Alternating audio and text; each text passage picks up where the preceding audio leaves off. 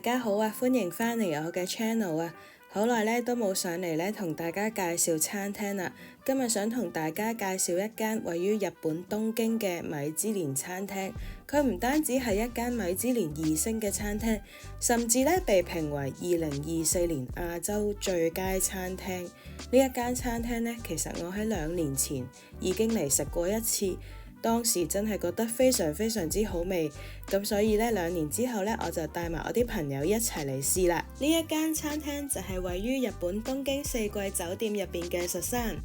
山嘅大廚 Daniel Calvert 咧，曾經喺香港工作過幾年。當時咧佢主理嘅餐廳係 Belong， 當時我食過之後咧驚為天人，覺得真係非常之出色啊！咁所以嗰陣時咧就成為咗我其中一間喺香港好中意嘅餐廳啦。冇幾耐咧佢就被挖角嚟咗東京呢一度，咁所以咧喺2年前咧當我知道咗嘅時候咧，其實我已經係嚟食過一次噶啦。嗰陣時咧就啱啱開業不久，覺得咧真係非常之驚豔啊！嗰陣時覺得佢直頭比起 Belong 時期咧係更上一層樓。咁所以2年之後咧，有機會帶埋朋友嚟嘅時候咧，我就專登 book 台嚟同朋友一齊去試下，到底亞洲最佳餐廳係咪真係咁好食呢？咁係咪真係咁好食就未知道，不過價錢咧就肯定咧係比起2年前咧已經貴咗一個 double 㗎啦。首先送上嘅係餐前小食，呢一款小食咧係48個月熟成嘅芝士泡芙。我印象中咧呢一款泡芙咧，我唔係第一次食嘅。呢一位大廚咧喺香港時期嘅 Belong 咧已經有過類似嘅菜式，而我2年前嚟實山食嘢嘅時候咧，亦都係食過同一道菜。咁佢咧係非常之好食，基本上係唔會出錯嘅組合嚟嘅。第二個前菜亦都係當日我最喜歡嘅一個菜式咧，就係一個海老撻啦。佢面頭咧係有一啲酸酸嘅醋做成嘅一啲啫喱啦，中間嗰一層咧係一啲蝦撈出嚟嘅一個配料啦，而最外面咧係一個非常之薄脆嘅撻皮。3樣嘢，當你一啖食落去嘅時候咧，唔同嘅口感喺你個口入邊爆發出嚟，嗰個感覺咧真係好難以形容。你就覺得你係一個好幸福嘅人，竟然可以食到啲咁美味嘅嘢。呢一個就係我當日嘅感覺，我就覺得呢一餐真係值啦，食到呢一個。咁我真係好希望大家如果有機會嚟呢間餐廳嘅時候，都同我一樣有咁好嘅體驗啦。下一道菜嘅主角咧，同樣都係海鮮，不過今次咧就係蠔啦，亦都係一個啫喱狀嘅菜式啦。咁可能因為我去嘅時候咧就係夏天啦，咁多數 fine dining 餐廳咧都係主打不時不食啦，同埋都會因應翻個季節去做一啲唔同嘅料理俾客人啦。咁尤其去到夏天嘅時候，因為天氣好熱啦，咁可能都會提供一啲比較清爽、一啲 refreshing、一啲爽口啲嘅一啲菜式俾客人嘅。咁所以我自己咧都係比較中意喺春夏嘅時候咧去食 fine dining 嘅，因為咧我就唔係好中意啲太濃味或者太重口味或者太流嘅嘢。咁我覺得夏天咧係啱啱好嘅。咁所以有啲連續2道菜咧，其實都係偏向清新啦，或者有少少帶酸味啦，同埋以海鮮為主嘅。咁所以我自己咧就覺得好 refreshing 啦，同埋好中意，因為可能我本身咧都係好中意食海鮮嘅。咁但係如果你唔係特別中意食啫喱口感嘅人咧，可能你就唔會中意佢連續2個都係啫喱，你可能就會覺得好似好冇創意或者好似好悶啊，都係一啲比較 jelly 少少嘅口感。咁但係因為我自己咧就好中意，咁所以咧呢2道菜咧我都係食得好開心嘅。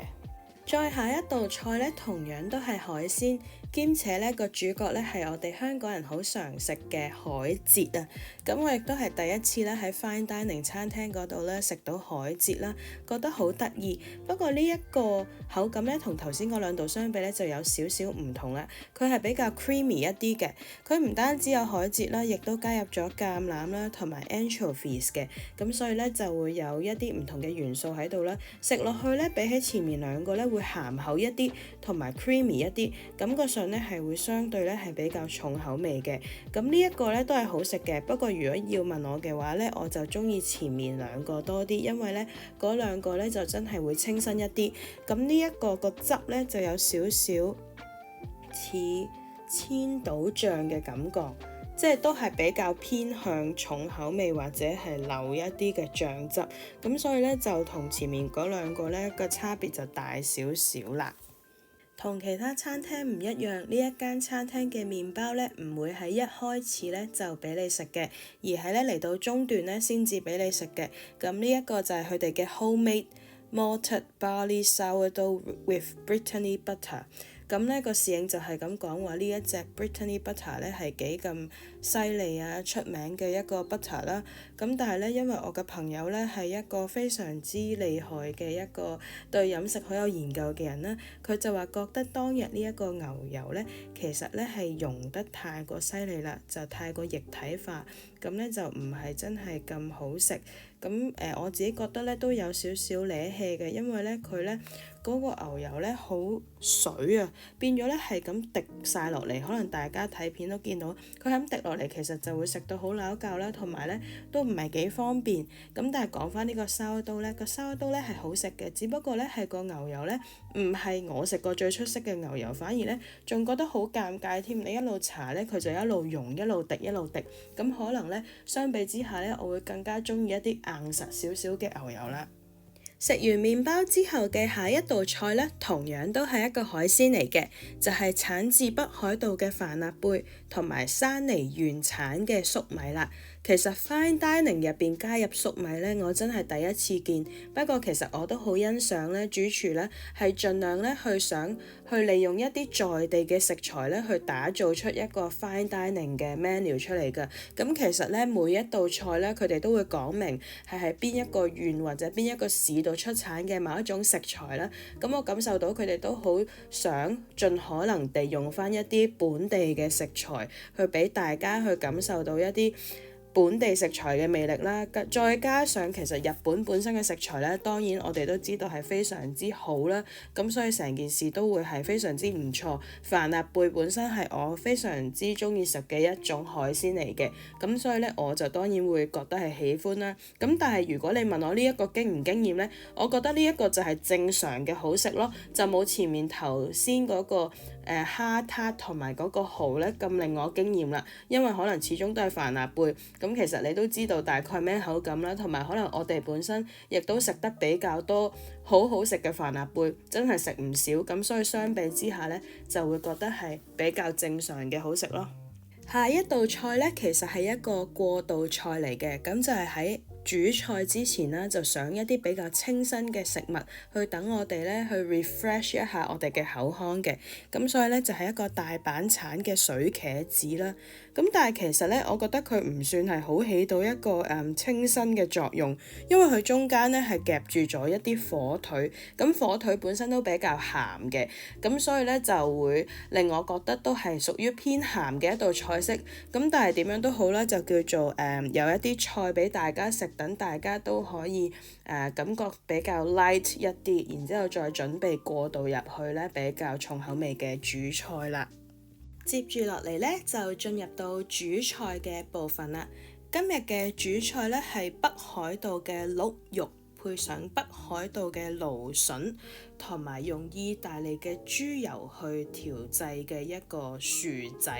咁呢三樣嘢呢，都係加埋咧都係幾好食嘅。其實呢，我上一次嚟實山嘅時候呢，亦都係食咗一個鹿肉㗎，但係當時呢，我食落去直頭以為自己係食緊牛肉，因為其實我係好少食呢啲野味或者一啲比較罕見嘅肉類啦。咁凡親見到係紅肉呢，我都以為唔係牛就係羊咁樣啦。咁但係原來呢一個呢係鹿肉嘅。咁我朋友就話俾我知，其實鹿肉即係屬於一啲 game meat 啦。咁多數呢就會有一股比較騷味，有一種野性嘅味道啦。咁但係好得意嘅係咧，呢度嘅鹿肉呢，完全食落去呢係好似食緊牛肉咁樣，好嫩滑啦，好腍啦，好似和牛咁樣咯。咁我自己覺得係幾好食啦，亦都唔會有一股令我好抗拒嘅騷味啦。咁但係可能有啲人就會覺得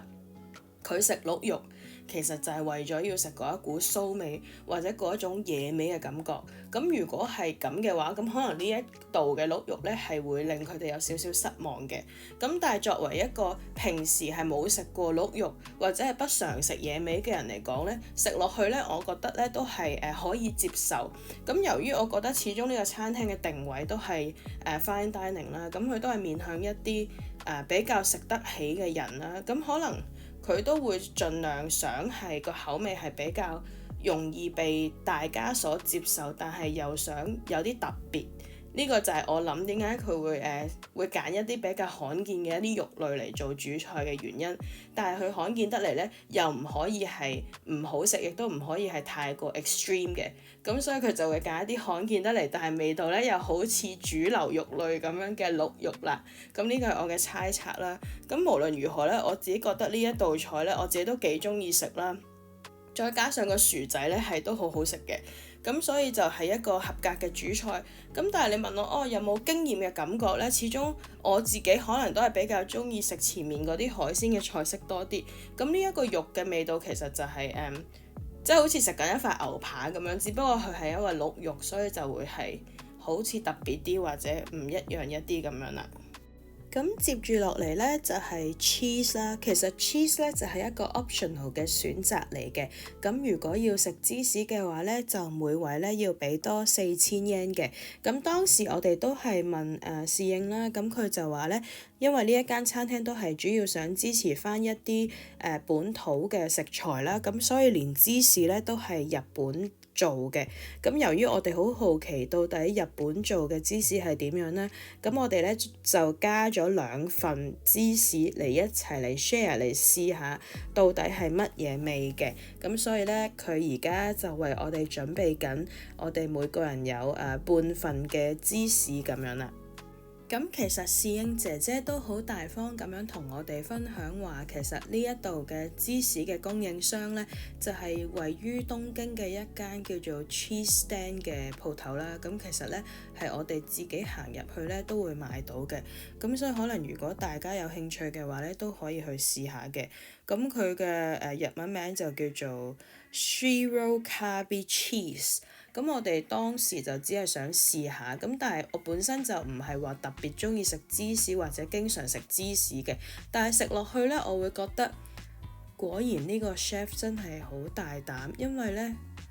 一隻芝士呢，絕對唔係一隻易入口嘅芝士，佢絕對係一個重口味兼且唔係得人中意，唔係大路嘅芝士嚟嘅。咁但係可能實在喺日本太難揾到本地生產嘅芝士，又或者我都唔知點解，總之呢一隻芝士我自己唔係好中意食啦。我覺得對我嚟講比較容易入口嘅芝士會係一啲比較唔係呢一種，因為呢一種係有啲白色嘅毛菌喺外面嘅，咁佢可能就會偏向重口味一啲。咁我本身就唔係太中意食芝士嘅人呢，我就覺得真係好一般啦。咁所以我覺得大家可以唔使加錢食呢度嘅芝士啦。如果佢仲係呢個供應商的話，咁另外嗰兩樣嘢就係一個番茄醬同埋一個長野縣嘅蜂蜜啦。咁其實個長野縣嘅蜂蜜係好食嘅，咁但係可能其實就我哋都係喺日本嘅超市都會買得到嘅。咁整體嚟講都係食一個 experience 啦。咁所以呢一個我唔係十分推薦啦。接住落嚟，終於就係我最期待嘅環節，甜品環節啦。咁首先我自己非常之中意食甜品啦，其次呢，就係呢，由我好多年前第一次食呢個主廚嘅餐廳開始，我已經覺得咧甜品咧係佢嘅一個強項嚟嘅。無論喺香港嘅時期啦，定係我2年前喺日本食呢間Sazen嘅時候咧，我覺得佢嘅甜品咧都係極之令人驚豔嘅。今次亦都係冇令我哋失望，係全場都覺得好好食嘅甜品。甚至有一位朋友咧，佢平時咧係好憎食甜嘢嘅，但係呢度嘅所有甜品咧，佢都係覺得非常之好食嘅。咁呢一個甜品咧就係一個葡萄酒嘅雪糕，配上番紅花。咁另外咧嗰個汁咧亦都係加入咗金箔去做嘅，咁所以成件事睇落去咧就會係金黃色，好似黃金一樣咁靚啦。咁食落口咧非常非常之好味啊！唔會太過甜啦，有一種大人係嘅甜品嘅感覺。其實呢一間餐廳嘅甜品咧，全部都俾你一種好 sophisticated 好大人嘅甜品，唔會過甜啦，但係咧又會恰到好處咁樣，令你覺得有一絲絲嘅甜。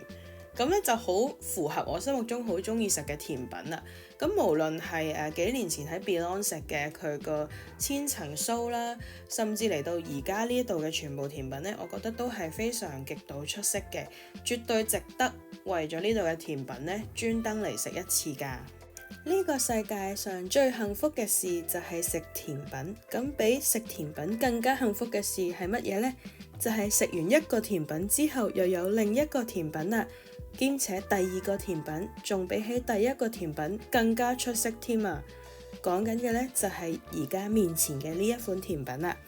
宮崎縣產嘅芒果啊！首先呢，望落去佢就好似一個普通嘅芒果咁樣，你以為佢咁 hea 就咁切完個芒果俾我，我本身都係咁諗，點知我食完之後先至發現，原來佢唔係切一個芒果俾我，佢係將一個芒果 deconstruct 咗，將啲果肉刮晒落嚟之後，重新將佢變成係冰沙或者係芒果嘅 mousse， 再擺翻入去個芒果嗰度雪，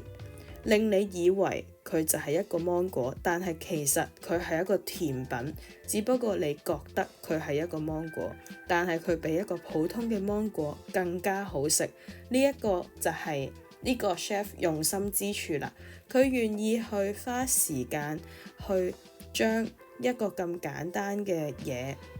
將佢變得更加昇華。要用好多時間啦，兼且真係好細心，因為佢將個芒果皮呢係完全睇唔出有被刮過嘅痕跡啦。咁佢將所有果肉刮完出嚟之後呢，中間呢仲會有幾個唔同嘅 layer 嘅，可能呢最上面呢係一個冰沙或者好似係 sorbet 咁樣啦，中間呢就係一個芒果嘅 mousse 啦，然之後仲有啲芒果嘅果肉啦，咁樣呢有3種唔同嘅層次食落去，咁就比起你就咁食一個芒果呢，個口感呢係更加豐富，而且更加之令你難忘同埋驚豔啊！真係非常非常之好食。如果大家有機會嘅話，一定要夏天嘅時候咧去食呢一間餐廳。咁希望佢繼續都會有呢一個甜品啦，又或者將來會有更加好食嘅甜品啦。咁我非常之期待，亦都極力向大家推薦呢一度嘅甜品，真係好出色。呢一個芒果甜品好食嘅程度咧，係我哋每一個人咧都好用力咁樣刮，好想將所有嘢都刮晒落嚟，勁想咧食晒佢嘅每一忽，真係唔想嘥，因為實在係太好食啦！歡樂嘅時光過得特別快，又到咗 Petit Four 嘅時間啦。呢兩個 Petit Four 睇落去都係非常之靚同埋精緻，食落去咧都一啲都唔 hea。兩個咧都係非常之好食，我超中意，好滿意啊！最開心就係嚟呢度食甜品啊！呢兩個甜品分別一個係咖啡味嘅泡芙啦，另外一個呢就係朱古力味嘅 brownie 啦。我覺得有少少似 opera 嘅蛋糕嘅，兩個呢我都非常之中意啊！完全唔會因為係 Petit Four 咧就慳皮啲，或者咧係減少一啲工序，又或者咧係做得簡單少少，全部咧都係好精緻㗎。咁今餐飯咧就已經食到尾聲啦，等我同大家總結一下我對呢一間餐廳嘅感覺啦。其實咧佢而家已經加價咧，比起我2年前嚟嘅時候咧係貴咗大概有3倍啊！埋單咧，每人咧大概係36,000 yen 左右，以我當時嘅匯率計咧，接近係1700蚊港紙嘅。咁我覺得咧係屬於係貴價嘅，以午餐嚟講咧，喺香港咧，就算係 Caprice 咧都唔使係咁貴嘅。咁但係咧，我覺得可能始終因為而家日本嘅匯率貶值，咁所以佢就不停咁加價啦。另一方面亦都係因為呢一間餐廳嘅名氣開始大咗啦，咁所以亦都係有好大嘅加價空間啦。再者就係因為佢確實係好食啦，咁就非常之多人欣賞啦，咁所以就亦都好多人願意去用好多錢去食佢啦。咁值唔值得呢？就見仁見智啦。咁但係我覺得如果大家真係好想要一個好圓滿嘅 fine dining 嘅 experience 嘅話呢，我都推薦大家咧嚟呢度試一試嘅。咁佢仲有一個好特別嘅地方啦，就係食完之後啦，都可以去參觀佢嘅廚房啦，同 chef 去拍照嘅。咁當然要問下waiter O 唔 OK 啦。咁我哋當日就好幸運咧，就可以去到後廚嗰度去參觀佢哋嘅廚房啦，同埋同 chef 影相啦。咁甚至乎我仲問咗佢有啲乜嘢倫敦好食嘅餐廳推薦咁樣嘅。咁我覺得 chef 都係非常之好人啦，即係好 nice 啦，去解答我哋問題啦，並且帶我哋去睇個甜品部嘅廚房啦。咁發現其實佢嗰度員工係好多啦，而且大家都係好衞生啦，好乾淨啦，廚房係好靚啦咁樣。咁個團隊係非常之龐大嘅，亦都側面反映咗其實一個餐廳要成為亞洲嘅第一，又或者要成為一個米芝蓮，其實背後係付出咗好多嘅努力同埋心血嘅。咁我就非常之欣賞呢個主廚啦，咁希望佢繼續努力去做更加多好味嘅嘢俾大家食啦。咁好啦，今日嘅分享就嚟到呢度啦，希望大家都鍾意呢條片啦。咁我哋下條片再見啦，拜拜。